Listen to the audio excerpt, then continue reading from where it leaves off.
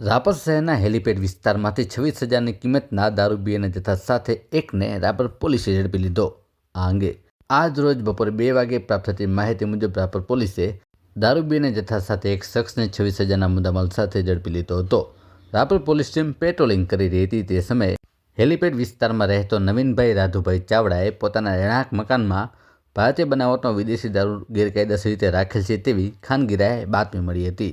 મળેલ બાતમીના આધારે પોલીસે સ્થળ પર જઈ તપાસ કરતા મકાનના હોલમાં રાખેલા સેટીમાં પાછળ બનાવેલા ખાનામાંથી દારૂ બિયરનો જથ્થો મળી આવ્યો હતો.